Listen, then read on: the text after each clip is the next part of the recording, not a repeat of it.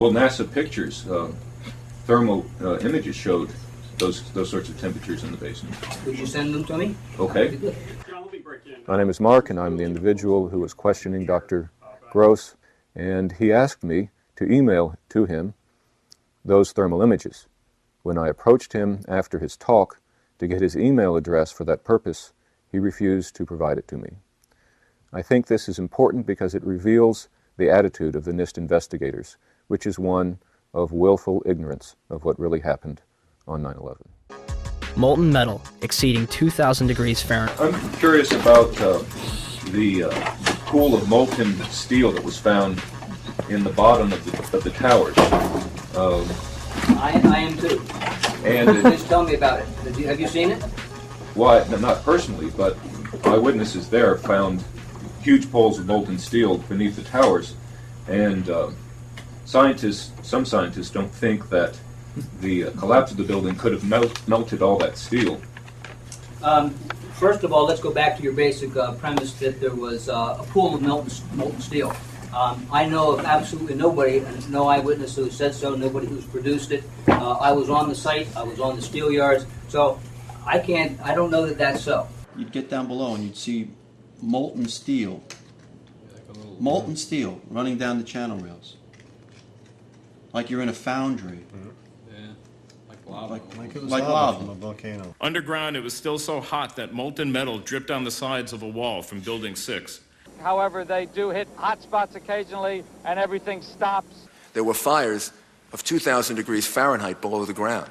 I don't know that that's so. There's video of it. Melted around 2,600 degrees Fahrenheit. I think it's probably pretty difficult to get that kind of temperatures in a fire.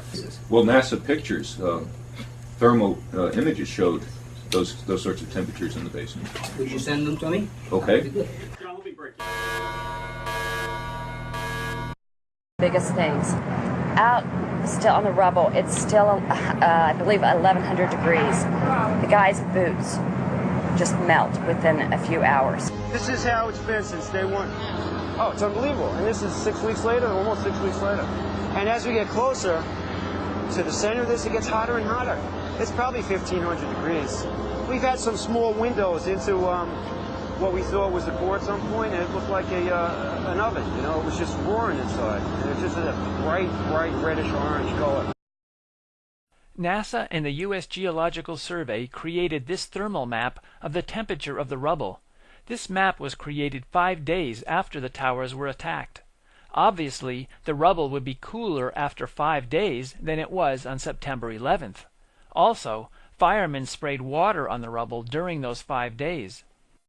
However, one location in the rubble of Building 7 was above the melting point of aluminum, and so was one location in the rubble of the South Tower. Not surprisingly, smoke came out of the rubble for months. Peter Tully, president of one company hired to remove debris, and Mark Lazo, president of Controlled Demolition, told the American Free Press that steel had melted at the bottom of the basements in the towers and Building 7.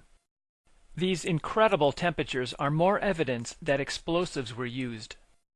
The explosives in the basements had to be powerful to break apart the massive steel beams.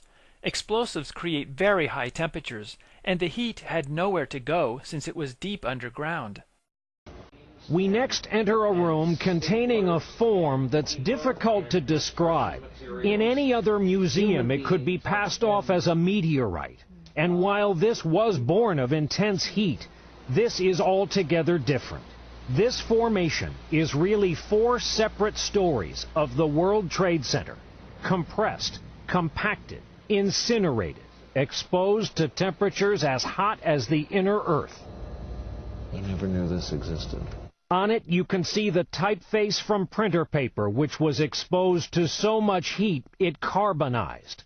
Is this your tomb of the unknowns? In some respects, it is unequivocal.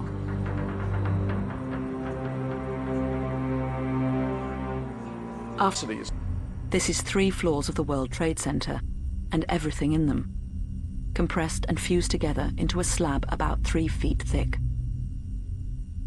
When those towers collapsed, remember the collapses began from the top. They did not begin from the bottom.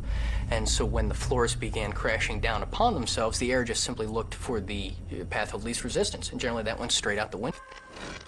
The steel in dragon-like lengths and contortions spoke for itself. Bent, deformed, without cracks. I found it hard to believe that it actually bent because of the size of it and how there's no cracks in the iron. It bent without almost a single crack in it.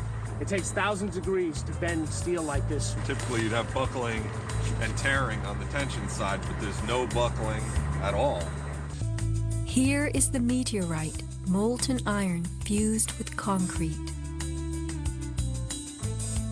And architects, engineers, people who work with steel, welders have just never seen the level of destruction and the level of deformation of this material in our lives.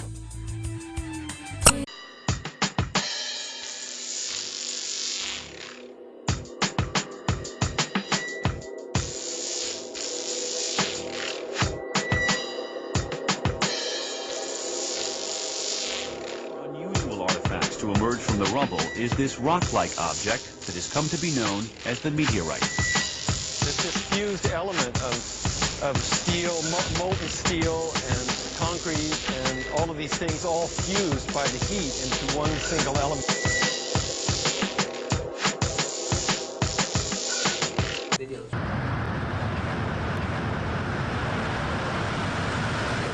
Videotape.